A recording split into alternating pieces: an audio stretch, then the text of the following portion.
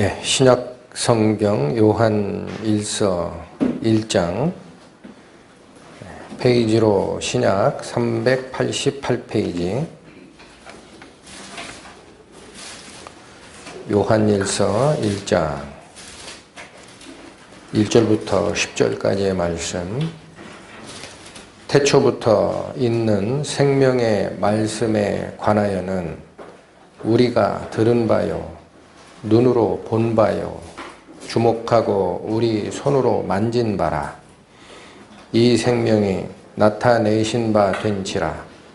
이 영원한 생명을 우리가 보았고 증거하여 너희에게 전하노니 이는 아버지와 함께 계시다가 우리에게 나타내신 바 된 자니라. 우리가 보고 들은 바를 너희에게도 전함은 너희로 우리와 사귐이 있게 하려 함이니 우리의 사귐은 아버지와 그 아들 예수 그리스도와 함께 함이라. 우리가 이것을 쓰면 우리의 기쁨이 충만케 하려 함이로라. 우리가 저에게서 듣고 너희에게 전하는 소식이 이것이니 곧 하나님은 빛이시라. 그에게는 어두움이 조금도 없으시니라. 만일 우리가 하나님과 사귐이 있다 하고 어두운 가운데 행하면 거짓말을 하고 진리를 행치 아니함이거니와 저가 빛 가운데 계신 것 같이 우리도 빛 가운데 행하면 우리가 서로 사귐이 있고 그 아들 예수의 피가 우리를 모든 죄에서 깨끗하게 하실 것이요. 만일 우리가 죄 없다 하면 스스로 속이고 또 진리가 우리 속에 있지 아니할 것이요. 만일 우리가 우리 죄를 자백하면 저는 미쁘시고 의로우사 우리 죄를 사하시며 모든 불의에서 우리를 깨끗게 하실 것이요. 만일 우리가 범죄하지 아니하였다 하면 하나님을 거짓말하는 자로 만드는 것이니 또한 그의 말씀이 우리 속에 있지 아니하리라. 기도하시겠습니다. 하나님의 사랑을 찬양합니다. 오늘 저희는 빛 되신 하나님과 그리스도, 그 안에 생명을 잉태하시고 저희에게까지 오시는 생명의 빛이 되시는 하나님을 말씀을 통하여 상고하고자 합니다. 저희 거듭난 성도들이 생명의 거듭남에만 작용한 생명의 빛이 아니라 거듭난 이후에 말씀 안에서 저희의 잘못됨을 지적하시고 치유하시는 빛이신 하나님을 올바로 바라보고 쫓아갈 수 있도록 이 시간 온전히 저희의 마음을 주장하여 주실 것을 부탁드립니다. 우리 주 예수 그리스도의 이름 받들어 기도 올렸습니다. 아멘. 요한 1서 1장이 얘기하고자 하는 바는 생명의 말씀에 대한 얘기입니다. 생명의 말씀. 그리고 그 생명의 말씀은 요한 사도가 친히 들었고 보았고 손으로 만져보기까지 한 그분이시고 태초부터 아버지와 함께 계시다가 우리에게 나타내신 바 된 성자 하나님이다. 그 말씀을 주시면서 이 요한 1서를 기록한 목적을 분명하게 제시하시고 있습니다. 그것이 3절입니다.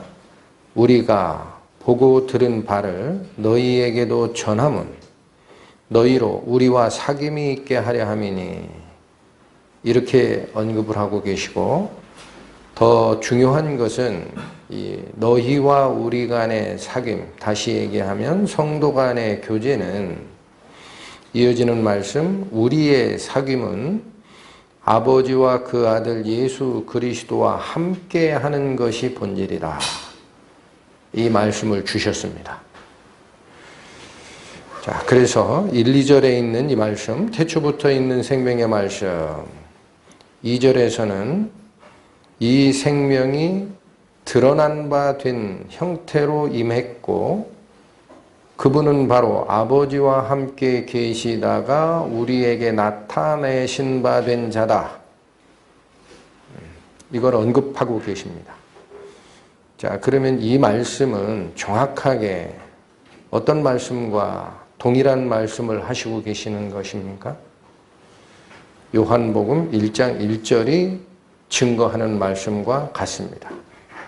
이곳과 요한복음 1장 두 쪽 달을 잡아 놓으시고 요한복음 1장으로 가십니다. 신약 142페이지. 요한복음 1장 1절 말씀. 태초에 말씀이 계시니라. 자, 조금 전에 읽으셨던 요한 1서 1장 1절은 태초부터 있는 생명의 말씀이다. 그렇게 시작하셨습니다. 네, 요한복음에서는 태초에 말씀이 계셨다라고 얘기를 하고 이 말씀이 하나님과 함께 계셨다라고 얘기를 합니다. 방금 전에 읽으셨던 요한 1서 1장에 보면은 태초부터 있는 생명의 말씀에 관하여 그렇게 말씀하시다가 이는 아버지와 함께 계시다가 우리에게 나타내신 바 된 자다 라는 말씀이 있었습니다. 정확하게 요한복음 1장이 계시하고 계신 말씀으로 계셨던 하나님을 설명하시는 거예요. 1절부터 4절까지 다시 봅니다. 태초에 말씀이 계시니라. 이 말씀이 하나님과 함께 계셨으니 이 말씀은 곧 하나님이시니라. 그가 태초에 하나님과 함께 계셨고 자, 이 1절, 2절의 말씀은 요한 1서가 얘기하는 것과 동일하죠. 3절, 만물이 그로 말미암아 지은 바 되었으니 지은 것이 하나도 그가 없이는 된 것이 없느니라. 요한복음 1장 3절이 증거하는 말씀은 태초에 계셨던 그 말씀, 하나님과 같이 계셨던 그 말씀이 곧 창조주다라는 얘기입니다. 그분이 곧 창조주이셨다. 4절, 그 안에 생명이 있었으니 이 생명은 사람들의 빛이라. 요한복음 1장이 태초에 계셨던 말씀에서 시작을 해서 어디까지 가신 겁니까? 그분은 하나님과 같이 계셨던 분으로서 하나님 자신이었고 세상을 창조하였던 창조주이셨고 그분 속에 생명이 있었다라고 얘기를 하시는 거예요. 그럼 요한복음 1장 1절과 4절 말씀을 결합하면 태초부터 있던 말씀은 곧 생명의 말씀이다라는 말씀이 성립이 됩니다. 자, 그래서 우리가 여기서 알 수 있는 것은 이 말씀의 존재가 하나님과 같이 계시다가 우리에게 나타내신 바 된 자다. 그렇게 얘기했습니다. 누굴까요? 말씀이 육신이 되어 우리 가운데 거하신 예수 그리스도입니다. 이걸 분명하게 잡으셔야 됩니다. 여러분, 구원받은 후에 신앙생활을 할 때 우리는 하나님께 직접 나가는 것이 아닙니다. 하나님 앞에는 쓸 수 없습니다. 그리스도를 중보자로 삼아서 그분을 통하여 아버지 하나님께 나아가게 됩니다. 이게 신앙생활의 통로입니다. 근데 그분, 예수 그리스도를 다른 곳에서 찾으려 하지 마십시오. 바로 말씀입니다. 이거를 우리가 알 때 말씀 앞에 경건해지고 말씀 한마디 한마디에 그 말씀 한마디 한마디가 내 마음에 울릴 때 나는 그 말씀 앞에 무릎을 꿇을 수 있는 거예요. 자, 그런데 지금 요한복음 1장 4절에서는 이 생명이 있었는데 이 생명이 사람들의 빛이라고 원래부터 있었던 말씀을 빛으로 설명을 하기 시작하세요. 그런데 이 빛은 속에 생명을 잉태하고 오신 빛이었고 5절에 보면 빛이 잠깐만요. 4절에 다시 보면 생명이 있었고 이 생명은 사람들의 빛이라는 표현을 씁니다. 사람들의 빛이라. 왜 이렇게 표현하셨을까? 태양계에 존재하는 빛은 사람들만의 빛일까요? 동물에게도 빛이 되고 식물에게도 빛이 됩니다.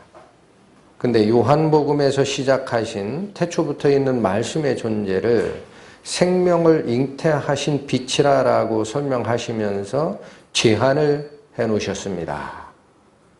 무슨 빛이라 그래요? 사람들의 빛이라.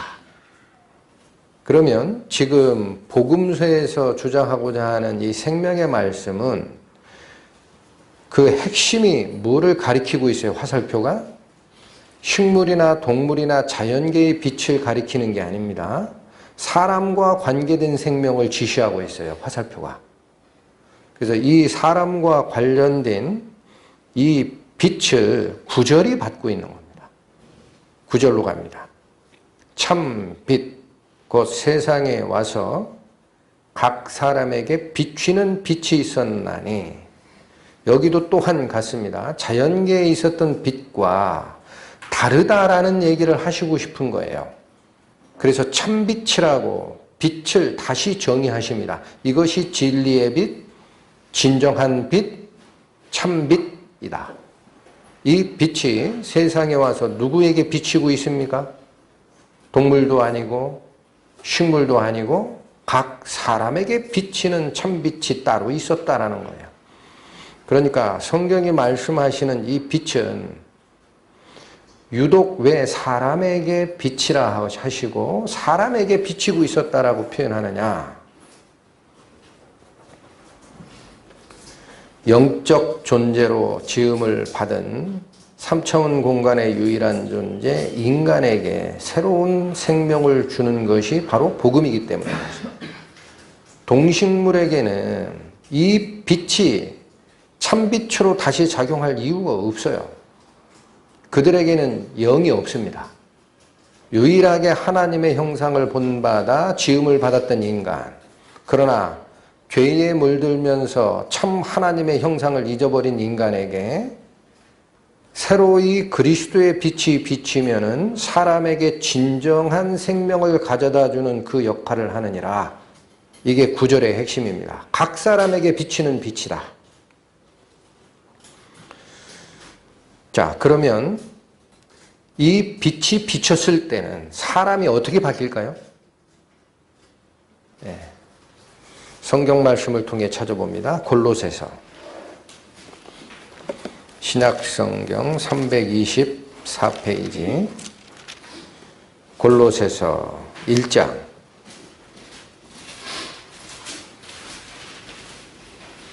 12절에서 14절까지의 말씀을 살핍니다. 우리로 하여금 빛 가운데서 성도의 기업의 부분을 얻기에 합당하게 하신 아버지께 감사하게 하시기를 원하노라. 빛 가운데 성도의 기업을 주신 하나님이 계셨다라는 말씀으로 시작하십니다. 13절 그가 아버지 하나님을 얘기하시는 거예요. 그가 우리를 흑암의 권세에서 건져내사 그의 사랑의 아들의 나라로 옮기셨으니 빛 가운데 성도의 기업을 얻었다라는 12절의 말씀을 무엇으로 다시 받고 있습니까? 흑암의 권세에서 건져내사 그의 사랑의 아들의 나라, 그리스도의 나라로 옮긴 것이 바로 빛 가운데 성도의 기업을 주신 것이라는 거예요.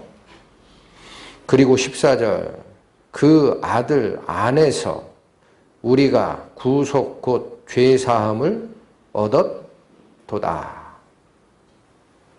그러므로 요한복음 1장이 계시하셨던 그 말씀 안에 생명이 계셨으니 이 생명은 곧 사람들의 빛이라. 9절이 말씀하셨던 참빛 곧 세상에 와서 각 사람들에게 비치는 빛이 있었다. 그 빛이 비치면 무슨 일이 일어나는 겁니까? 사람이 흑암의 권세에서 그 사랑의 아들의 나라로 옮겨지는 것이고, 빛 가운데 하나님의 기업을 얻는 자녀가 되는 것이고, 죄사함을 깨닫게 하는 것이에요. 그것이 참빛 곧 세상에 와서 비치는 사람에 관련된 빛이신 그리스도였다. 사도행전으로 갑니다. 신약 234페이지.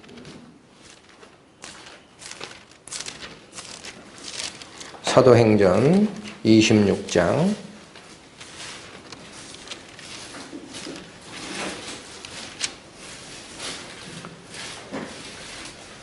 이 구절은 사도 바울이 믿는 자들을 핍박하여 잡아 죽이다가 다메섹까지 쫓아가서 그리스도인들을 체포하고자 가다 다메섹 길 위에서 빛 되신 부활하신 예수 그리스도를 만났을 때 예수님께서 왜 내가 너에게 나타난 줄 아느냐라는 말씀을 주신 말씀입니다.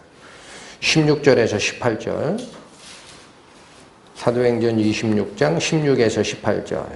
일어나 내 발로 서라. 내가 네게 나타난 것은 곧 네가 나를 본 일과 장차 내가 네게 나타날 일에 너로 사환과 증인을 삼으려 함이니 이스라엘과 이방인들에게서 내가 너를 구원하여 저희에게 보내어 18절 말씀 같이 읽으시겠습니다. 시작. 그 눈을 뜨게 하여 어둠에서 빛으로 사단의 권세에서 하나님께로 돌아가게 하고 죄사함과 나를 믿어 거룩해 된 무리 가운데서 기업을 얻게 하리라 하더이다. 방금 읽으셨던 골로새서의 말씀과 정확하게 일치합니다. 그러므로 그리스도가 이 세상에 오시는 이유는 흑암의 권세에 잡혀 있었던 우리 인간의 영혼을 빛의 나라, 그 사랑의 아들의 나라로 옮기기 위해 오시는 것입니다. 여기서 우리는 하나 주의할 게 있습니다. 그렇다면 성경이 얘기하는 어둠이라는 곳은 어딜까? 빛과 반대되는 장소? 그리스도께서 우리를 옮기시기 전에 우리가 거하던 장소? 그리스도와 하나님을 알지 못하던 장소? 영적 생명이 없었을 때 거하던 음침한 골짜기. 거기가 어두움입니다. 한 군데 더 보겠습니다. 베드로전서 신약 379페이지 베드로전서 2장 말씀.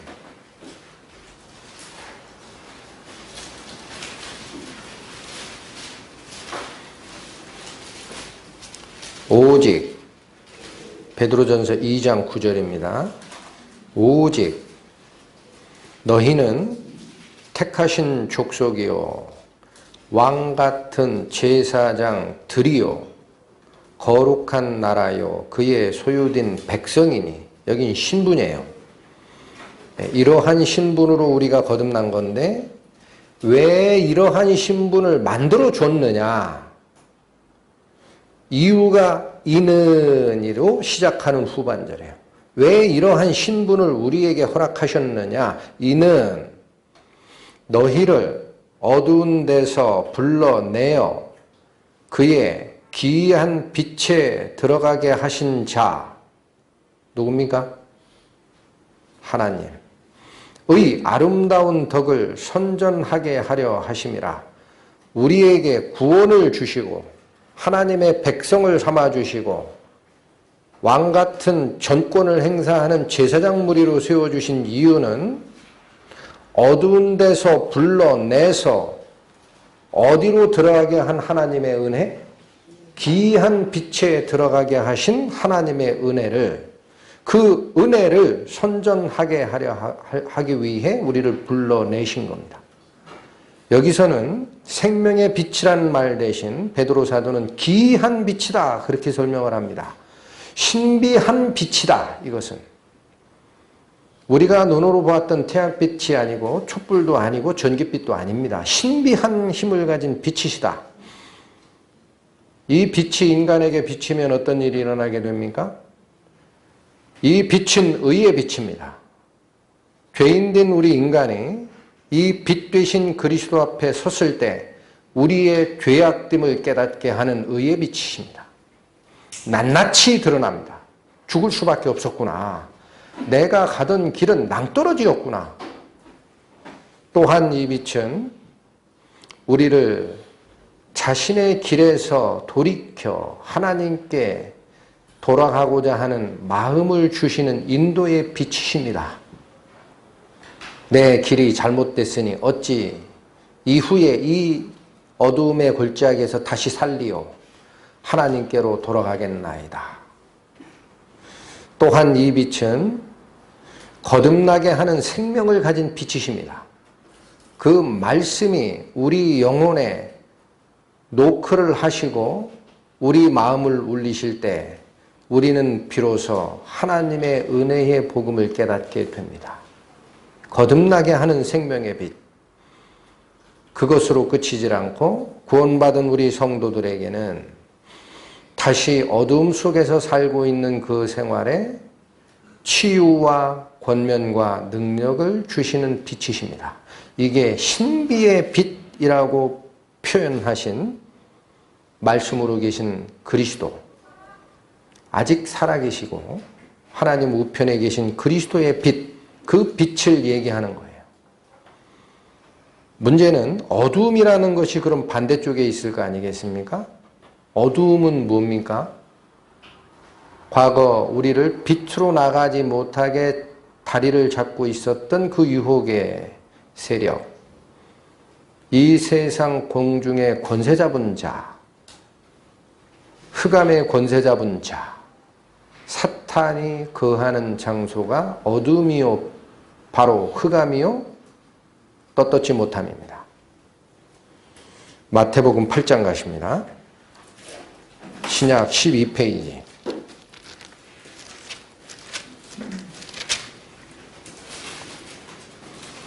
마태복음 8장 11절 12절 말씀.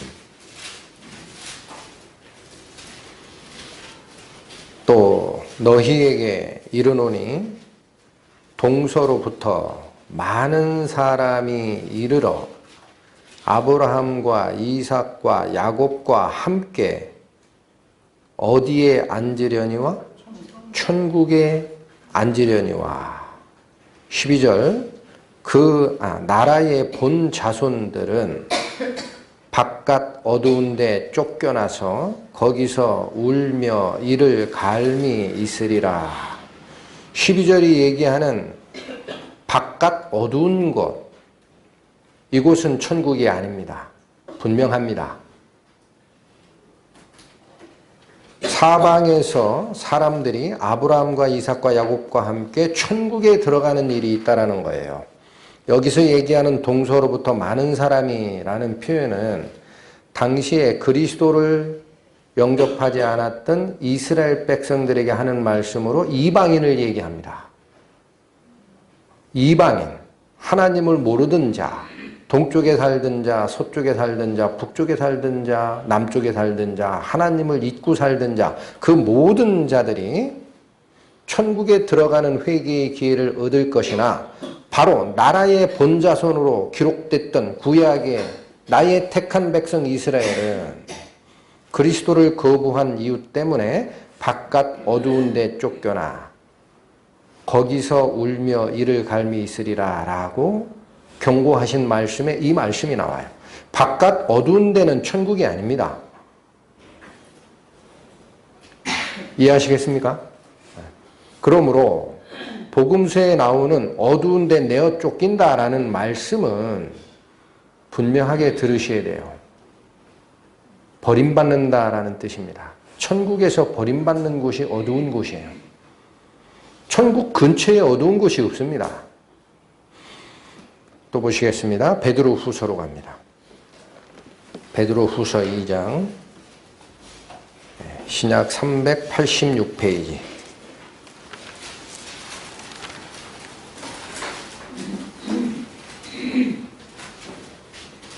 14절 말씀. 음심이 가득한 눈을 가지고 범죄하기를 쉬지 아니하고 굳세지 못한 영혼들을 유혹하며 탐욕에 연단된 마음을 가진 자들이니 저주의 자식이라. 여기 일단의 무리를 베드로 사도가 정죄하고 있어요. 근데 이들은 음심이 가득한 눈을 가지고 범죄하기를 쉬지 아니하고, 왜 그래요? 그늘에 살고 있는 자는 당연히 그늘의 영향을 받기 때문입니다. 또 굳세지 못한 영혼들을 유혹하며, 자기만 죄를 짓는 게 아니라 괜찮아, 원래 그런 거야. 우리 구원받은 성도들이 직장을 얻거나 사회생활할 때 굉장히 조심해야 됩니다. 요즘의 세상의 풍속은 다 같이 죄를 짓자 쪽으로 가요. 회식 끝나면 2차, 3차, 우리 같이 가야지. 속지 마십시오. 굳세지 못한 영혼들을 유혹하며 탐욕에 연단된 마음을 가진 자다. 연단됐다라는 게 무슨 뜻이에요? 숙달됐다라는 거예요. 숙달. 뭘 탐내거나 내 목표를 이루기 위해 숙달된 조교와 같이 움직이는 자들인데 이들은 저주의 자식이라. 이렇게 정의를 하셨습니다. 19절로 갑니다. 17절로 갑니다. 자, 이들이 어디로 가는지를 보세요. 이 사람들은 물 없는 샘이요. 물 없는 샘이 뭘까요? 겉으로 보기에는 물을 담고 있는 자 같아요. 겉으로 보기에는 구원받은 사람 같아요. 겉으로 보기에는 하나님을 믿는다라는 사람 같아요. 왜요? 매주일 일요일에 교회에 가니까. 그러나 그 속에 물이 없어요. 생명이 없는 껍데기입니다. 껍데기. 구원받지 못한 자입니다. 이 사람들은 물 없는 샘이요 광풍에 밀려가는 안개니 저희를 위하여 무엇이 예비되었습니까? 캄캄한 어두움이 예비되어 있나니. 역시 베드로 사도가 얘기하신 것도 같습니다. 하나님이 계신 곳에는 어두움이 없습니다. 바깥 어두움, 지옥입니다. 데살로니가 전서 보십니다. 신약 332페이지. 데살로니가 전서 5장 5절에서 10절까지의 말씀. 너희는 다 빛의 아들이요. 잠시 쉽니다. 너희는 일부만 빛의 아들입니까? 전부 다입니다. 구원받은 성도는 전부 다 빛의 아들입니다. 그늘 속에 숨으려고 하지 마세요. 다시 읽습니다. 너희는 다 빛의 아들이요 낮의 아들이라. 우리가 밤이나 어두움에 속하지 아니하나니. 그러므로 구원받은 자가 바깥 어두운데 내쫓긴다라는 설교의 말씀은 틀린 거예요. 이 말씀이 그걸 지시하는 겁니다. 너희는 다 빛의 아들이요 낮의 아들이라. 우리가 밤이나 어두움에 속할 수 있습니까?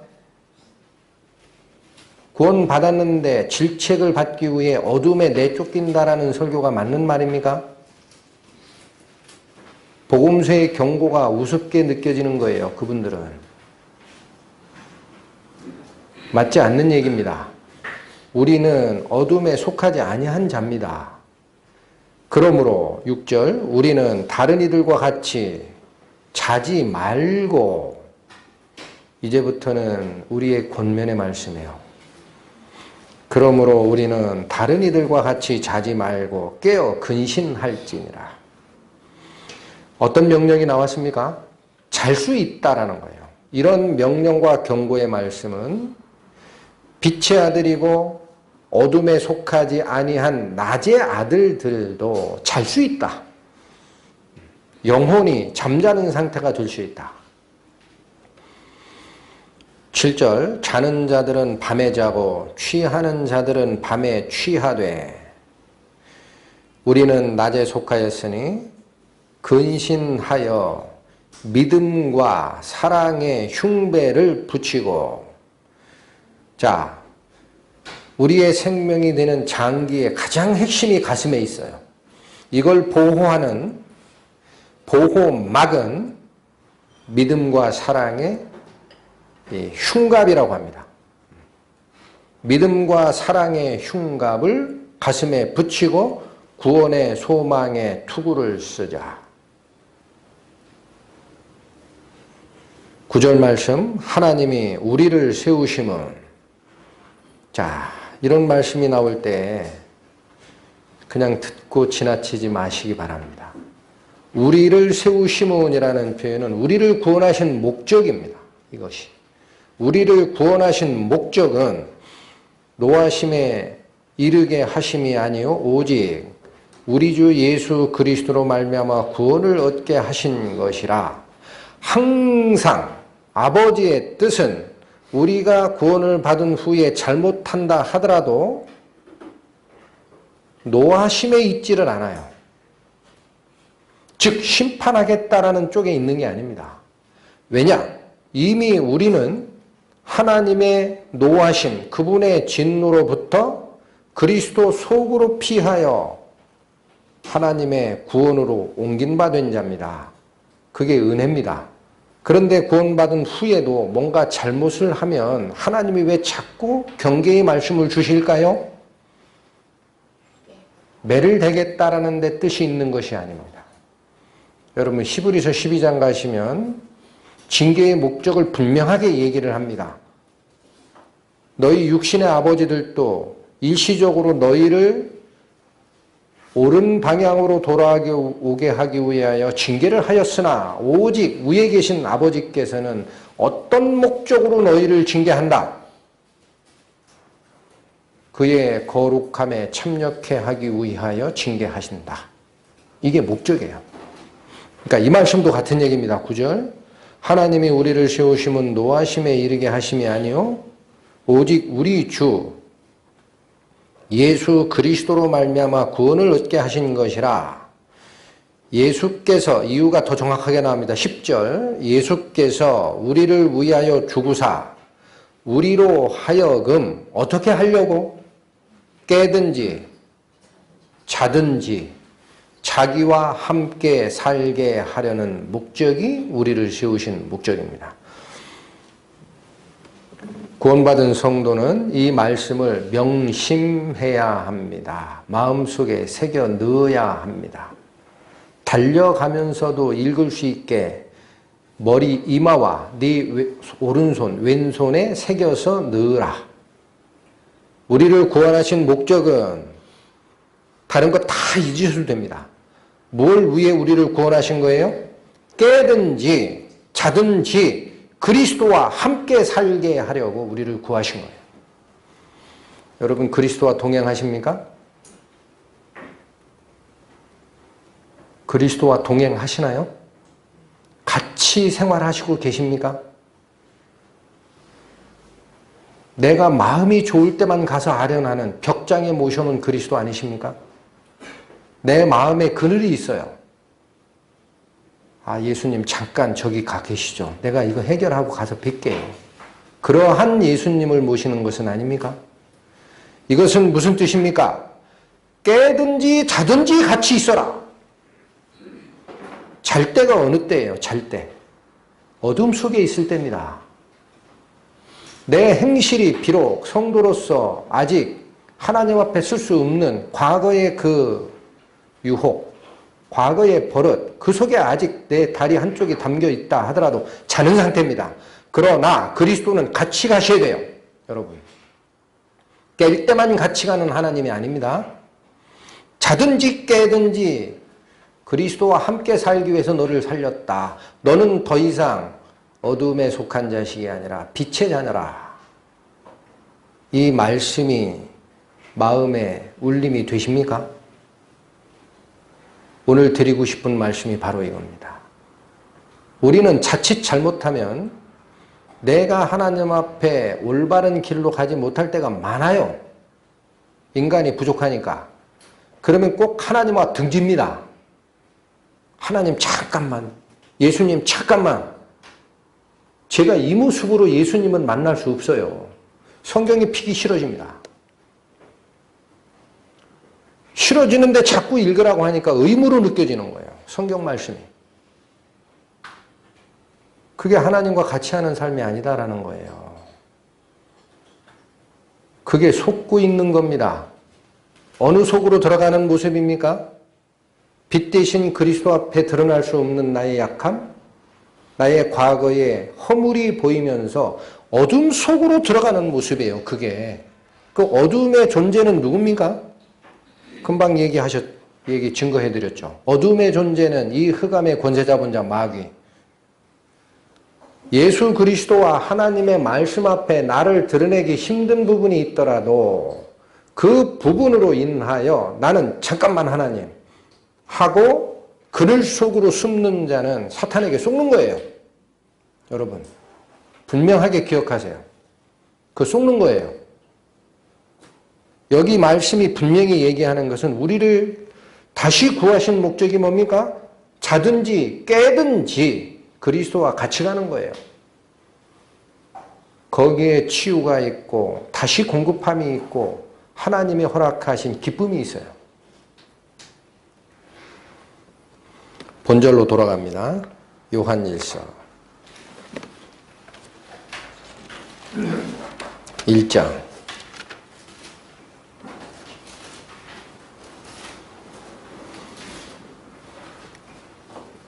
깨든지 자든지 그리스도와 함께함.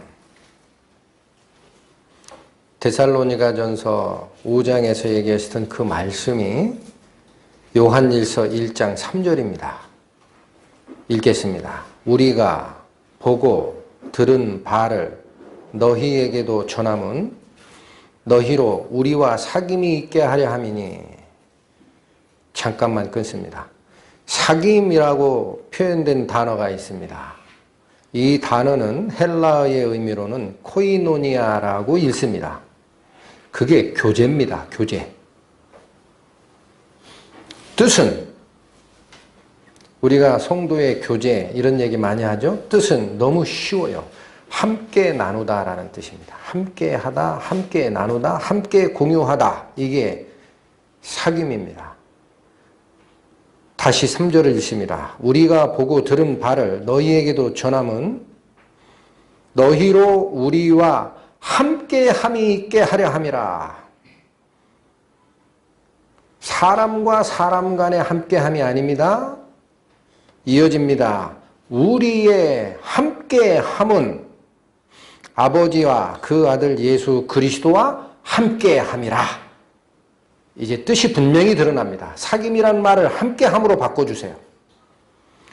우리가 요한 사도께서 요한서신을 쓰시는 이유는 내가 옛날부터 있었던 생명의 말씀에 대해서 과거의 구약 성경을 통해 들었고 나타나신 성육신하여 나타나신 예수 그리스도를 내 눈으로 봤고 내가 자세히 눈으로 살피고 손으로 만지고 그 품에 누워서 사랑을 받았던 가장 사랑하는 제자 요한이다라는 거예요.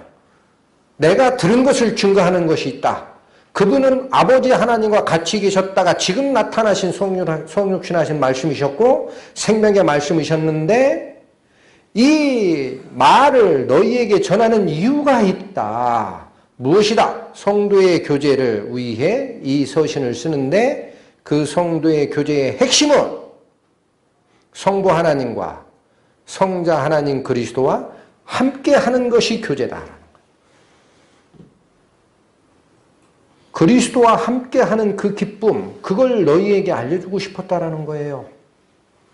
그것이 4절입니다. 우리가 이것을 쓰면 우리의 기쁨이 어떻게 하기 위해?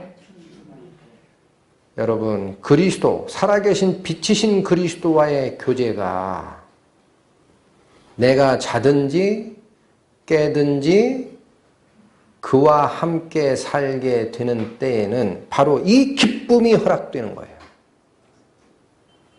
세상이 주지 못했던 평안과 기쁨이 있습니다. 왜 그럴까요? 옆에 예수님이 계시니까. 그걸 내가 느끼고 살아요. 내가 잘못되든 혹 잘되든. 문제는 이 사귐을 5절은 하나님이 빛이시란 증언을 하신 거예요. 이 사귐이 어떻게 일어나느냐? 6절입니다. 만일 우리가 하나님과 사귐이 있다 하고 어디 가운데 행하면? 어두운 가운데 행하면. 이건 뭐예요? 그늘 속으로 다시 숨고 그쪽에 들어가서 거하면 그런 뜻이에요.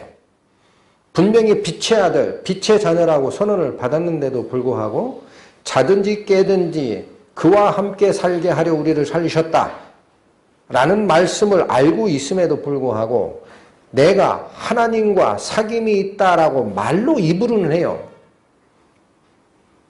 그런데 문제가 생기면 그늘 속으로 쑥 숨는 사람이 있어요. 이게 그자입니다. 그리하면 거짓말하고 진리를 행치 아니하며요. 7절 반대가 나옵니다. 저가 빛 가운데 계신 것 같이 그리스도께서 빛에 거하시는 것처럼 우리도 빛 가운데 행하면 빛 속에서 살면 빛에서 떠나 그늘 속으로 들어가려고 하지 말란 얘기예요. 빛 속에서 살면 우리가 서로 사귐이 있고, 자, 6절처럼 하는 자는 하나님과의 사귐이 끊어지는 거예요. 7절과 같이 하는 자는 우리의 사귐이 살아나고 성도 간의 사귐만 살아나는 게 아닙니다. 있고 and 그 아들 예수의 피가 우리를 모든 죄에서 깨끗하게 하실 것이다. 우리 마음에 그늘이 있는 이유가 뭡니까? 허물과 죄입니다. 이유는 그걸 하나님께서 그리스도께서 사라지게 하겠다라는 거예요. 내 속에 거하라. 내가 그늘 속에 있는 그 마음을 없애란 얘기가 아니다. 빛 안으로 나오기만 해라. 그러면 그리스도께서 우리를 그 어둠의 잔재를 싹 깨끗하게 해결하시는 역할을 그리스도께서 하신다라는 거예요. 그러니 사귐이 살아납니다. 자, 여기 성경 말씀을 읽다가 6절, 7절을 읽으시면서 그렇죠. 그런데 빛 가운데 행하면이라는 말을 빛 안으로 들어가라라는 표현으로 이해를 못하고 내 행실이 빛 가운데 행한 행실이 있으면이라고 오해하는 사람이 있어요. 즉 6절은 어두운 가운데 행하면이라는 것도 내가 죄를 짓고 허물이 있고 세상에 그 썩어가는 그 세상 풍속에 다시 물들었다. 그러면 그게 어두운 가운데 행하면이라는 의미로 받고 얘기를 잘 들으세요. 빛 가운데 행하면이라는 것은 나는 그런 일 안 하고 이번 주간 일주일 말씀을 통해서 너무 은혜롭게 살았다. 그럼 나는 빛 가운데 이번 주는 행했어? 그렇게 생각하는 사람이 있습니다. 여기서 말씀하시는 이 둘의 구분은 그 범위를 뛰어넘습니다. 만약 어두운 가운데 행하는 것이 세상 풍족에 물들어서 과거와 같이 그릇된 행실을 하고 산 사람이고 빛 가운데 행한 자가 죄 없이 말씀 속에서 충만한 생활을 한 자라면 그게 맞다면 7절의 후반절이 말이 안 돼요. 왜 그래요? 빛 가운데 행했으면 죄 짓지 않은 구간이 있는 거죠, 이 사람. 근데 왜 뒤에 갑자기 예수께서 우리를 모든 죄에서 깨끗게 한다 그래요? 죄 짓는 자입니까? 안 짓는 자입니까? 빛 가운데 행한 자에게 죄가 있어요? 없어요? 있어요. 여기서 얘기하는 핵심은 죄를 짓고 안 짓고가 아닙니다, 여러분. 죄를 짓 수밖에 없어요, 우리는. 그러니 빛 가운데 행하라 라는 표현은 죄 짓지 말라는 얘기가 아닌 거예요. 이해하셨어요? 그러니까 이 말씀을 이해를 못하니까 은혜 속으로 못 나가는 거예요. 내가 죄 졌으면 무서워요. 싫어요. 꺼려져요. 말씀 보기도 싫어지고 세상 친구들하고 얘기하는 게 좋고 얘기하다가 그들이 얘기하는 게 있죠. 굳지 못한 영혼을 유혹하는 것처럼 그들은 세상 풍속을 쫓아 야 우리 공부 열심히 했으니까 가서 한잔 할까? 따라가고 그러면 속에 다시 그늘이 지고 그걸 얘기하는 거냐? 그게 아니다라는 겁니다. 빛에 거하는 것은 뭘 얘기하는 거예요? 바로 내가 잘못됨이 있더라도 빛 되신 그리스도 안으로 들어가는 삶입니다. 그럼 그분이 나의 꺼려지는 부분, 어두운 부분, 그늘진 부분, 하나님을 멀리했던 부분 하나님이 해결하신다라는 거예요. 그 말이 어디서 받았어요? 8절, 9절에서 다시 받은 거예요. 다시. 8절. 만일 우리가 죄 없다 하면 스스로 속이고 또 진리가 우리 속에 있지 아니할 것이요. 죄 없다고 하는 자가 빛에 거하는 자가 아니라는 거예요. 그건 거짓말하는 거예요. 오히려. 자, 여러분 6절과 7절이 8절과 9절로 다시 해설된 거예요. 이걸 병행구절이라고 합니다. 성경에서. 우리가 알고 있는 상식에 반대되는 얘기를 하시는 거예요. 6절은 어디 가운데 거하는 자입니까? 어두운 가운데 행하면이라고 되어 있죠. 그러면 거짓말하고 진리를 행치 아니함이다라고 얘기한 이 구절을 8절이 받은 거예요. 8절이. 근데 8절이 뭐라고 얘기해요? 만일 우리가 죄 없다 하면 스스로 속이고 또 진리가 우리 속에 있지 아니할 것이다. 아하, 이제는 대충 드러납니다. 어두운 가운데 거한다라는 뜻이 뭡니까? 죄를 드러내지 않고 숨기는 생활이에요. 죄를 드러내지 않고 숨기는 겁니다. 그리스도 앞에 드러낼 생각을 미처 못하는 겁니다. 아무도 알지 않았으면 좋겠어요. 이건 덮어놓고 싶어요. 이해하시겠어요? 그게 어둠에 거하는 자가 8절로 받은 거고 빛에 거하는 자가 9절로 받은 거예요. 만일 우리가 우리 죄를 어떻게 하면 자백하면 이건 드러낸 겁니다. 어디 가운데 드러낸 거예요? 빛 가운데. 자백을 하면 저는 미쁘시고 의로우사 우리 죄를 사하시며 모든 불의에서 우리를 깨끗게 하실 것이요. 7절 받은 거죠. 그러니 속고 있다라는 거예요. 많은 성도들이. 구원받은 성도들이 아직 육신을 가지고 있습니다. 내 의지가, 내 생각이 하나님의 거룩함과 의로움에 닮아가려면 한참 멀었어요. 그러니 잘못할 수 있어요. 근데 그 잘못을 하면 사탄이 어디를 꼬투리를 딱 잡느냐. 야, 너 빛의 아들 하나님 아들이야? 근데 너 죄 졌네? 어떻게 성경 읽을래 너? 어? 성경 읽으면 분명히 너 정죄할 텐데 어떻게 성경 읽으려고 그래? 읽지 마. 그게 바로 그늘진 자, 암흑의 권세 잡은 자가 우리 성도를 꿰는 유혹입니다. 아버지한테 나갈 자격 없다. 가지 마라. 나중에 다음 주에 조금 잘해보고 그때 약간 양심이 좋아지면 그때 가. 근데 그날 가만둡니까? 그 다음 주에? 드러납니까?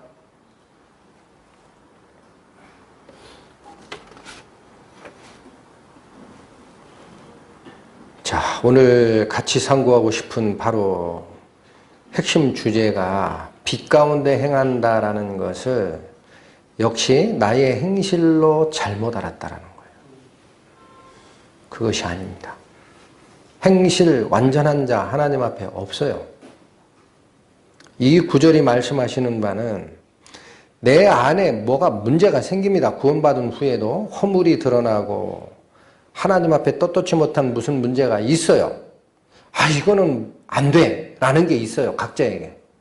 그 문제를 알면 안 돼 하고 딱 포장으로 덮는 자가 있습니다. 그게 그늘 속에 거하는 거예요.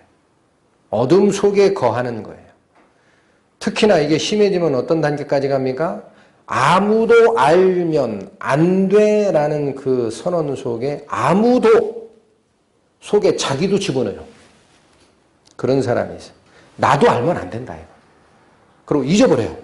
아니야. 생각하면 안 돼. 저 밑으로 들어가라. 그런 것이 우울증의 시작이고 자폐증의 시작입니다. 나마저 알면 안 돼, 이거는. 이건 알면 안 돼, 세상 누구도. 꽁꽁 싸놓는 사람이 있어요. 또 자기의 문제를 압니다. 야, 이거 큰일 났구나. 하나님 앞에 이걸 내가 드러낼 수 있나? 하고 해결하려고 그래요. 근데 문제는 빛으로 나가는 건 아직 못해요. 여기로 나가면 되는데 그게 아니라 내가 스스로 해결하려고 합니다. 내가 스스로라는 말은 무슨 뜻이에요? 남은 개입하지 말라는 거예요. 남은 개입하지 마라. 내가 한다. 근데 하면 됩니까? 안 됩니까? 하다 넘어지고 하다 넘어지고 하다 넘어지고 안 되는구나 하고 포기해요. 세 번째 사람은 뭡니까? 문제가 있음을 압니다. 알았다는 게 무슨 말이죠? 인정한 거예요. 여러분, 여기에 희망이 있습니다. 문제를 모르는 게 문제예요. 나에게 무슨 문제가 있다라는 걸 내가 인정을 하는 순간 그 자에게는 기회가 생겼어요. 이게 하나님의 은혜입니다. 내 속에 문제가 있다. 내가 해결하지 못하는 뭔가가 존재한다. 그거 인정하는 마음을 먼저 가지셔야 됩니다. 그게 죄 없다 하는 자가 아닌 거예요. 나에게 그런 문제 없어. 덮어놓을 거야. 그게 나는 죄가 없다라고 얘기하는 마음입니다. 근데 그거 인정을 하면 이제는 그 문제가 내 힘으로 안 된다는 걸 알게 돼요. 그리고 어디로 갑니까? 문제 가지면 어떻게 하라고 성경이 얘기합니까? 너의 모든 근심을 주께 맡겨버리라. 이는 그가 우리를 권고하시니라. 네가 왜 문제덩어리 가지고 있느냐? 예수님께서 우리 돌보시는 사람 아니냐? 네가 가지고 있던 모든 문제, 그거 쓰레기다. 네가 해체하려고 하지 마. 쓰레기통에 던져. 주께 맡겨버리라라는 그 맡기라라는 말이 이렇게 갖다 부탁하라는 얘기가 아니에요. 영어 단어가. cast, 던져버리라는 뜻이. 그거 네가 가지고 자꾸 다루려고 하지 말고 예수님께 갖다 던져버려. 예수님께서 처리하실 수 있어. 이 방식으로 돌아오는 자가 빛에 거하는 자입니다. 그게 9절 말씀. 만일 우리가 우리 죄를 자백하면 이건 빛 속으로 나아가면 그렇게 되는 얘기예요. 저는 미쁘시고 이루사 우리 죄를 사하시며 모든 불의에서 우리를 깨끗게 하실 것이라. 하나님의 교제가 살아납니다. 이게 하나님의 은혜 아닙니까? 하나님을 찬양해야 되는 거 아닙니까? 하나님을 찬양하라. 할렐루야!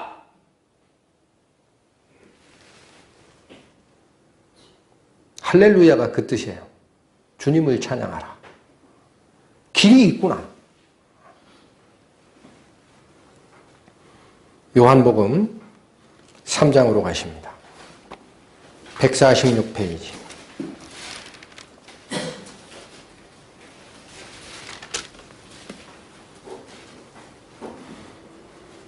19절에서 21절까지 살피겠습니다. 요한복음 3장 19절. 그 정죄는 이것이니 곧 빛이 세상에 왔으되 사람들이 자기 행위가 악함으로 빛보다 어두움을 더 사랑한 것이니라. 이 말씀이 얘기하는 게 뭡니까? 내 행위가 악하냐 선하냐를 하나님이 얘기하시는 게 아닙니다. 사람의 행위는 다 악해요. 그런데 문제는 내 행위가 악하기 때문에 빛으로 가기를 싫어하고 어둠 속에 자기가 굴파고 들어가는 거예요. 그 속으로. 이것이 정죄예요. 이게. 왜 그게 정죄입니까? 정죄라는 건 뭐예요? 죄가 있는 상태로 가는 거예요. 왜 그게 죄 있는 상태로 가는 겁니까? 방금 읽으셨던 요한일서에 말씀하신 대로 우리가 빛 가운데 거하면 그리스도 예수의 피가 우리를 모든 죄에서 깨끗게 하실 것이요. 그게 9절에 받은 말씀이었죠. 9절 뭐라고 받았어요? 우리가 우리 죄를 자백하면 그는 미쁘고 의로우사 우리를 모든 죄와 허물에서 깨끗게 하실 것이라. 치유의 방법이 있는데 반대쪽으로 죄 없다라고 얘기합니다. 숨어버려요. 그러면 해결 못하잖아요. 해결이 됩니까? 안 됩니까? 자기가 쳐놓은 그 막 꽁꽁 쌓아놓은 자기 테두리 안에 죄를 가지고 숨어버렸어요. 빛하고는 관계없습니다. 이게 정죄라는 거예요. 정죄를 스스로 받는 겁니다. 남이 뭐라고 하는 게 아니에요. 20절 악을 행하는 자마다 빛을 미워하여 빛으로 오지 아니하나니 이는 그 행위가 드러날까 함이요. 여러분, 말씀이 나에게 죄가 있다 하면은요, 말씀을 하나님으로 받아들이는 상태라면 그 앞에 무릎을 꿇으셔야 됩니다. 구원을 못 받은 영혼들도 거기가 해결이 안 되기 때문에 안 되는 거예요. 하나님 말씀이 맞습니다. 저는 어둠에 속한 자였습니다. 하나님 저를 불쌍히 여기소서. 그렇게 엎드리는 거예요. 이게 안 되기 때문에 하나님의 복음이 못 오는 겁니다. 구원받은 성도들에게도 마찬가지입니다.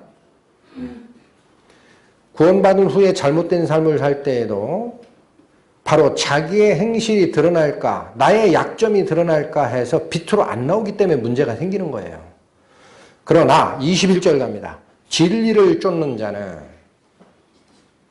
빛으로 오나니. 이게 바로 하나님을 쫓아가는 성도들의 자세이고 길입니다. 해결하는 방법. 진리를 쫓는 자는 빛으로 오나니. 자, 이는 이게 이유입니다. 왜 빛으로 나갑니까? 성도들은? 이유는 그 행위가 하나님 안에서 행한 것임을 나타내려 함이라. 자, 이 말씀도 방금 전에 설명드렸습니다만 요한일서 1장이 얘기하는 것처럼 어둠에 거하는 자는 잘못된 행실을 한 자, 빛에 거하는 자는 죄를 짓지 않고 깨끗하게 산 자, 그렇게 보지 말라고 얘기를 하셨죠. 여기도 똑같습니다. 진리를 쫓는 자는 빛으로 오나니 그 이유가 자기 행위가 하나님 안에서 옳다라는 것을 주장하려고 오는 게 아니에요. 이 말이 그 뜻이 아닙니다. 다른 번역본으로 읽어드리면 이렇게 되어 있습니다. 그러나 진리를 행하는 자는 빛으로 나아오나니 이것은 자기 행위가 하나님 안에서 이루어졌음을 나타내려 함이라. 한 단계 더 나아갔어요. 이해하기 더 쉬워요.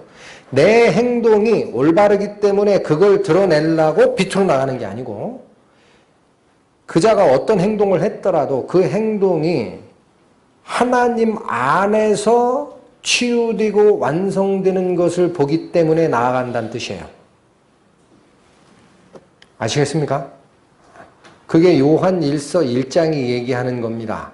오히려 내 행위 완전하다, 죄 없다 하는 자는 어둠에 거하는 자고 내 죄를 고백하는 자는 하나님과의 교제가 살아나고 그리스도 예수의 피가 우리를 모든 죄와 허물에서 깨끗게 하신다라는 것이 빛에 거하는 자입니다. 그러니까 여기서 얘기하는 이 행위가 하나님 안에서 행한 것임을 나타내려 함이라는 것은 내 행위 부족해도 빛 속으로 들어가면 어떻게 됩니까? 치유가 됩니다. 이걸 아셔야 됩니다. 내 행위 부족해도 빛 안으로 들어가면 하나님이 치유하십니다. 누구 약속? 하나님 말씀. 이게 약속이에요. 자, 이 말씀이 잠깐만요. 조금 이따 살피시고 빛 얘기를 지금 하니까 빛이 가지는 속성이 어떤 것이 있을까를 잠깐 생각을 해봤어요. 빛 그러면 여러분 어떤 생각이 떠오르십니까? 살아있는 빛은 온기를 가지고 있습니다. 또 살아있는 빛은 생명을 가지고 있고 그 빛은 치유의 능력이 있다는 거예요. 맞습니까? 태양빛마저도 그래요. 태양빛마저도 빛이 비추면 영하 70도 되는 혹한의 겨울에도 눈이 녹습니다. 그리고 빛이 비치면은 그 빛을 가지고 동물들은 생명을 만들어냅니다. 그 만든 생명을 동물들은 먹습니다. 이게 생명 아니에요? 또 치유합니다. 빛이 있으면 자연계에 존재하는 태양빛 안에는 적외선이라는 게 있어요. 그래서 우리는 병원 가가지고 뭐가 문제가 있을 때 특별히 약 쓸 필요가 없으면은 의사님들이 처방하는 게 뭘까요? 비염 문제 생겨서 가면은 적외선 치료기를 여기 대고 있으라 그래요. 그거 틀어놓습니다. 한 2분 정도 돌아가요. 눈병 걸리죠? 안약 주고 뭐라 그래요? 간호사한테 얘기해서 눈 감으세요. 그 빛을 직접 보면 눈이 안 좋으니까 하고 여기다 적외선 치료기 됩니다. 빛이 치료합니다. 불면증도 치료합니다. 태양빛을 주기적으로 쏘이지 않는 자는 잠을 못 자게 돼 있어요. 왜 그러냐면 잠자는 활동을 지배하는 호르몬 멜라토닌이 생성이 안 됩니다. 빛과 태양빛 속에 거하고 다시 밤에 자고 이 주기적 활동이 균형이 됐을 때 멜라토닌이라는 호르몬 작용이 호르몬 자체가 생성이 되게 돼 있어요. 이런 게 다 뭡니까? 빛이 가지는 따뜻함, 생명, 치유의 능력입니다. 하나님이 그걸 보고 만드시는 거예요. 그러면 생명의 빛이 되신 그리스도 앞에 우리가 나아갈 때 첫 번째 온기를 느낍니다. 우리 상처된 마음이 하나님 말씀 앞에 위로받는 경험이 있어요. 너무 편한 위로를 받습니다. 하나님 그랬군요. 자, 생명을 줍니다. 구원받은 자에게 오는 생명 말고도 그 이후에도 생명을 주고 우리가 잘못된 일로 갔을 때 치유의 능력이 있는 것이 생명 되신 빛, 태초부터 아버지와 함께 계셨던 그리스도. 이게 빛이라는 거예요. 빛이 하는 일. 그래서 자 요한복음 1장에 다시 한번 가보실까요? 네, 지금 자꾸 앞에 말씀 전하는 설교자가 행위 온전해서 빛 가운데 거한다라고 표현하는 게 아니고 또 죄졌기 때문에 빛 속에 사는 삶을 향유할 수 없다라는 뜻이 아니라 그래요. 자꾸 빛 속으로 나아가라 그래요. 그럼 무슨 뜻이냐면은 빛이 그럼 그걸 치유할 수 있느냐라는 거예요. 어두움을 치유할 수 있느냐. 빛이 생명을 치유할 수 있고 나의 거짓됨을 올바름으로 이끄는 능력이 정말 있느냐? 요한복음 1장 5절 말씀 아까 읽었던 4절 다음입니다. 자, 빛이 어두움에 빛이 돼 어두움이 깨닫지 못하더라. 여기 깨닫다라는 단어가 있죠. 물론 부정어를 거기 부정 의미를 첨부해서 깨닫지 못한다라고 돼 있는데 깨닫다라고 하는 이 단어가 헬라어적 의미는 두 가지 뜻이 있습니다. 원래 뜻은요. 여기 사용된 카탈람바노라는 헬라어는 깨닫다라는 뜻으로 번역이 됩니다. 그런데 또 다른 뜻이 뭐냐? 이기다라는 뜻이에요. 이기다. 그래서 그 단어의 원뜻은 뭐냐면요. 깨닫다, 이기다도 아니고 꽉 쥐다라는 뜻이에요. 카탈람바노가 얘기하는 뜻은 헬라어의 원뜻은 소나기에 꽉 쥐다라는 뜻입니다. 근데 그 뜻이 다른 쪽으로 바뀐 게 첫 번째 깨닫다, 이해하다입니다. 우리 영어 단어에 뭐를 내가 이해했다라고 할 때 어떤 단어 씁니까? grasp. grasp. grasp. 그 단어 써요. 그게 쥐다라는 뜻이에요. 왜냐하면 파악하다니까. 파악하다. 내가 문맥을 파악했다 할 때 파악이 뭐예요? 손에 줬다라는 뜻입니다. 한자가. 그래서 이해하다 깨닫다라는 뜻도 됩니다. 그런데 꽉 쥐다라는 뜻은 뭐냐면요. 장악하다라는 뜻이 되고 내가 어느 적의 진지를 장악했다. 권력을 잡았다라는 표현할 때 장악하다죠. 장악하다라는 뜻은 뭐예요? 손바닥장이에요. 장이. 장풍. 손바닥장. 악은 뭐예요? 쥘 악입니다. 마주 잡아 손을 잡는 것을 악수라고 하죠. 잡아 하는 인사. 이게 악수예요. 장악하다는 건 손바닥에 쥐다라는 뜻인데 그 장악하다가 무슨 뜻이다요? 이기다라는 뜻이에요. 이기다. 이게 두 가지 뜻이 있어요. 그래서 아마 이 요한복음 1장 5절에 깨닫지 못하더라라는 이 해석을 새번역과 공동번역에는 이기지 못하더라라고 번역해놨습니다. 둘 다가 되기 때문에. 근데 우리는 지금 제가 말씀드리는 오늘 말씀에서는 이기지 못하다라고 보셔야 뜻이 드러납니다. 여러분, 태초부터 있었던 말씀, 빛 되신 말씀, 생명을 가지고 오신 그리스도가 빛이 비쳤어요. 그럼 어둠이 이기지 못하다라는 뜻이에요. 여러분, 빛이 비치면 어둠이 빛을 이길 수 있습니까? 그렇게 깜깜한 칠흑 같은 밤에도 촛불 하나만 딱 켜도 어둠이 물러가죠.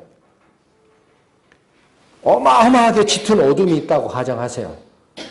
촛불이 있을 때 그 어둠이 빛을 이기는 경우는 없어요. 이게 그 뜻이에요. 모든 어둠의 일을 퇴출하시고 몰아내시는 역할로 그리스도가 오셨다라는 뜻입니다. 이게 빛 되신 그리스도가 할 수 있는 능력입니다. 여러분, 그걸 믿으셔야 됩니다. 다시 읽습니다. 그렇게 바꿔 읽으면 이거예요. 빛이 어둠에 빛이 돼 어둠이 이기지 못하더라. 그러니 우리 속에 어둠이 존재할 때 그 어둠을 치유하고 몰아내는 방법은 뭡니까? 열심히 부채질하는 거예요? 운동하는 거예요? 안 됩니다. 불을 켜는 거예요. 불 속으로 나를 드러내는 거예요. 빛 안으로. 그게 요한일서 1장이 얘기하고자 하는 핵심이라는 얘기예요. 에베소서 5장 갑니다. 315페이지. 자, 지금 설명드린 이 내용을 에베소서 5장 13에서 18절에는 아주 정확하게 설명을 해 놓으셨어요. 보겠습니다. 그러나 책망을 받는 모든 것이 빛으로 나타나나니 나타나지는 것마다 빛이니라. 우리 한글 성경에는 이 뜻이 이걸로 또 충분합니다. 근데 뜻이 이해가 잘 안 되죠. 나타나는 것마다 빛이니란 말이 뭐예요? 빛이 비치는 영역 안으로 들어오면 이제 어두움은 없다라는 뜻입니다. 한마디로. 근데 이게 의미하는 바가 공동번역에는 빛을 받아 드러나면 빛의 세계에 속하게 됩니다. 그렇게 번역했어요. 의역이지만 우리 이해하기에 너무 좋아요. 우리가 잘못된 책망받는 일들이 있어도 빛 안으로 내가 나아갈 때 그 빛에 의해서 나의 잘못됨이 드러나잖아요. 드러나기만 하고 정죄하는 게 아니고 그 어두움을 없애는 역할이 그리스도의 피의 능력이기 때문에 드러난 그 내용들은 다 빛의 세계에 속하는 사함을 얻고 은혜를 받는 쪽으로 바뀐다는 거예요. 이 말이. 13절 다시 읽겠습니다. 그러나 책망을 받는 모든 것이 빛으로 나타나니 나타나지는 것마다 다 빛에 속하게 됩니다. 14절 그러므로 이르기를 잠자는 자여 깨어서 죽은 자들 가운데서 일어나라. 명령입니다. 잠자는 자는 누구예요? 생명은 있으나 죽은 자처럼 움직이지 않는 자. 잠자는 자는 생명이 있다라는 것만 빼고 죽은 자와 똑같은 형태가 있어요. 첫 번째, 행동 못합니다. 잠자는 자가 움직이는 거 못하죠? 모두 못할까요? 잠자는 자는 주체적으로 생각하는 능력도 그 당시에는 쉽니다. 자, 잠잔다는 게 뭐예요? 내가 뭐가 문제가 있는지 깨닫지도 못하고 행하지도 못하는 상태. 이게 잠자는 자예요. 죽은 자랑 똑같다. 근데 그들에게 명하는 명령이 그러므로. 왜? 그러므로라는 말은 뭐예요? 내가 책망받을 일이 있어도 어둠 속에서 거하지 말고 빛으로 나오면 빛이 비춰서 드러나는 모든 것마다 빛의 세계의 일로 바뀌어버린다라는 거예요. 치유가 되고 회복이 되고, 그러므로 이르기를 잠자는 자여 깨어서 죽은 자들 가운데서 일어나라. 그리스도께서 내게 비추시리라 하셨느니라. 이게 약속입니다. 일어나십시오. 내 생각 속에서 이거는 안 돼. 그렇게 생각하는 거라든지 이거는 좀 치유하고 하나님께 나아가야 되겠다. 좀 모르면 좋겠다. 사람이 됐든 누가 됐든 그런 것이 있습니까? 빛으로 나아가야 합니다. 내 내밀한 죄의 문제를 다른 사람에게 고하라는 뜻이 아니에요. 누구에게 고하라고 되어 있어요? 그리스도께.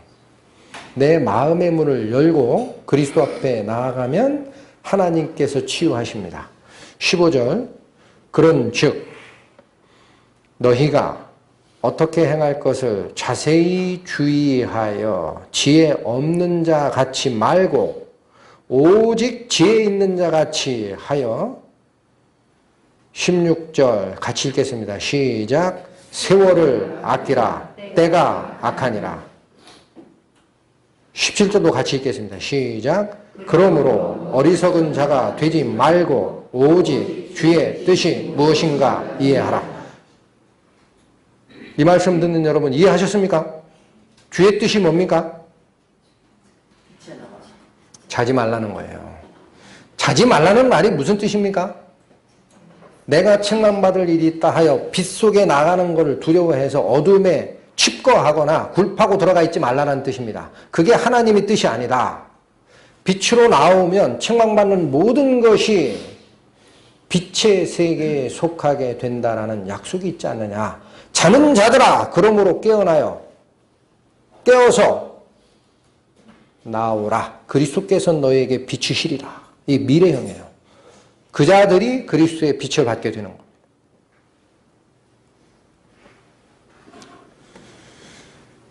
정말로 하나님의 빛이 비치면 모든 게 해결이 될까요? 여러분 알고 있는 요한복음 11장에 가보시면 마리아와 마르다의 오라비 나사로 죽었다가 나흘이 됐는데 예수님께서 살리시는 그 기록이 거기 기록되어 있습니다. 처음에 예수님께서 오셨다 함을 듣고 마르다가 쏜살같이 달려나갔어요. 예수님 앞으로. 그러면서 한 말이, 주께서 여기 계셨다면 내 오라비가 죽지 아니하였겠나이다. 예수님께서 나랑 같이 동행하는 삶을 내가 못 살므로 내 행실이 죽었다. 내가 예수님과 동행하라라는 그 명령을 잊고 그늘 속에 살다가 이 모양으로 힘도 없고 다리 힘 풀려서 주저앉은 모양이 됐구나라는 고백과 똑같습니다. 예수께서 없었다라는 거예요. 그것이 절망입니까? 아닙니다. 예수님은 그 상태에서 오신 거예요. 예수님께서 말씀하시기를 예수께서 가라사대 내 오라비가 살리라. 너희의 죽어있는 행실이 다시 살 거야. 내가 왔으니. 마르다가 뭐라고 얘기했습니까? 마르다가 가로되 마지막 날 부활에는 다시 살 줄 아나이다. 여러분, 빛 대신 그리스도, 치유하시는 생명의 말씀 안에 나아가라. 모든 것이 치유될 것이다. 약속을 받아요. 그러면 제가 믿습니다. 하나님의 말씀 살아있음을 믿습니다. 제가 이 모양 이 꼴이고 부지런 못 떨고 세상 풍속에 유혹을 받아 항상 그 속에 쩔어 사는 일이 있어도 예수 그리스도께서 오셔서 내 몸이 부활되면 나의 게으름, 나의 죄됨 이거 싹 바뀔 거 내가 알아요. 그 얘기예요.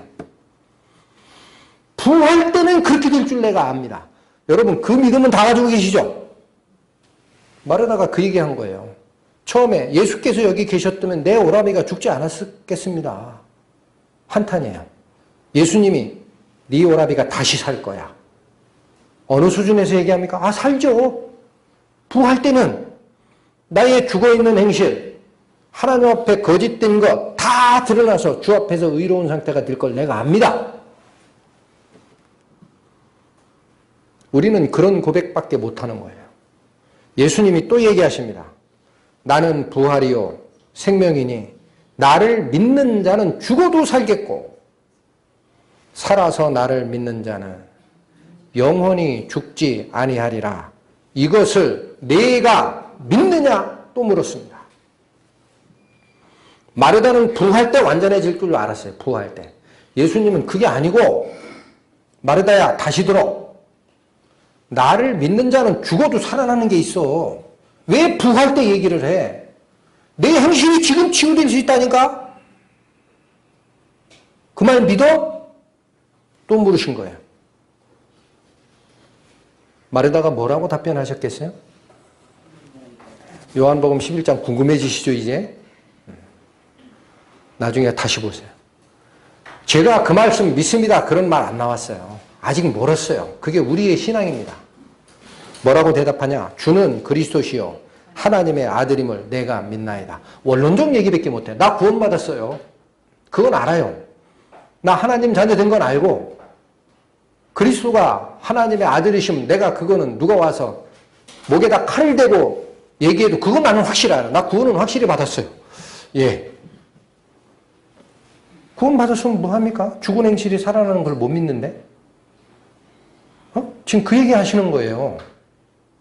나를 믿는 자는 죽어도 살 거야. 왜 그걸 몰라? 부활 때 얘기하지 말고 지금 얘기 잘 들어 그랬는데 답변이 덜 나갔어요.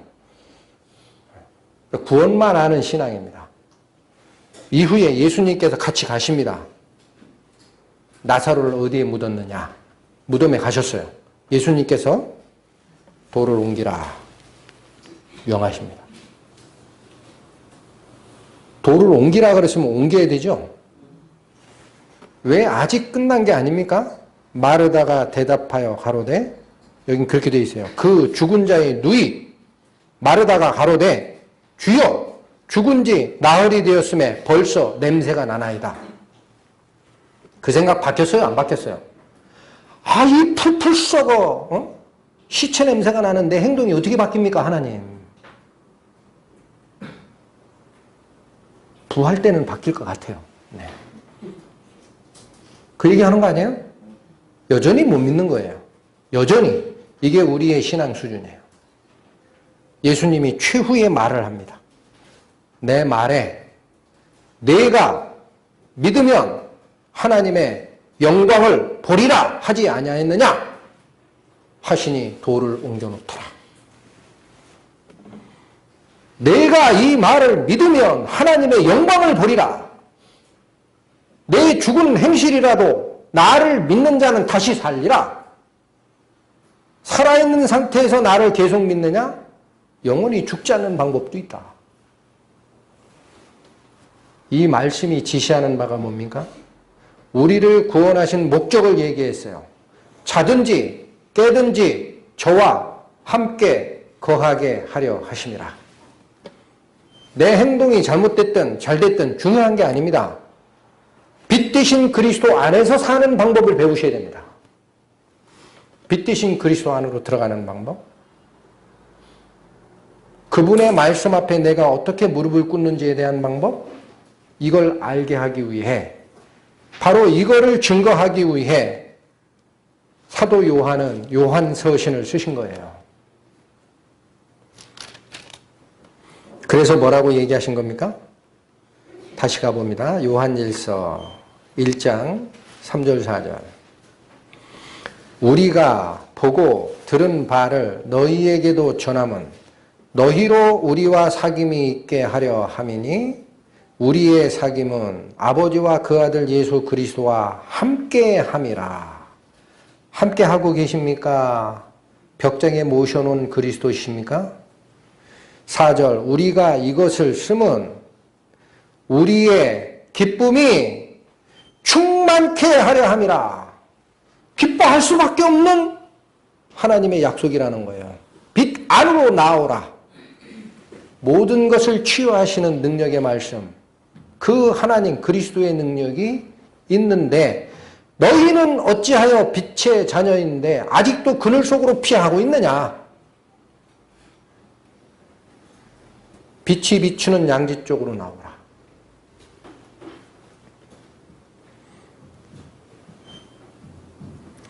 요한복음 8장 한 구절 더 찾고 마치겠습니다. 158페이지.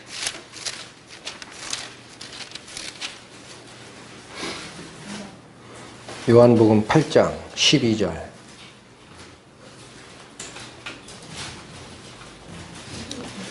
찾으셨습니까?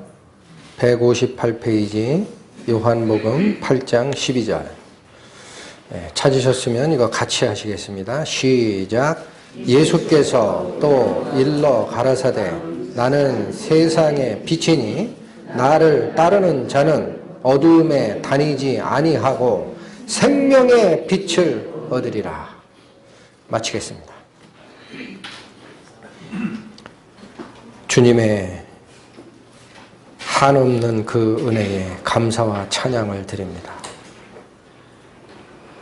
죄 속에 거하던 저희를 살리신 주님, 그러나 그 이후에 빛을 보지 못하고 그늘 속으로 피하는 저희들에게 다시 명하십니다.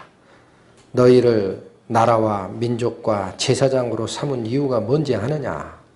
이는 너희가 깨어있을 때뿐만 아니라 잘 때에도 그리스도와 함께 살게 하려는 목적이 있었느니라. 주님, 이 말씀을 듣는 저희 모든 성도들이 마음의 문을 열고 생명이 되시는 빛, 능력이 무한하신 하나님의 그 사랑, 치유의 약효를 가지신 그 말씀 앞에 자신을 드러내고 하나님과 교제가 회복되는 영광을 허락하여 주실 것을 부탁드립니다. 주 예수 그리스도의 이름 받들어 기도 올렸습니다. 아멘.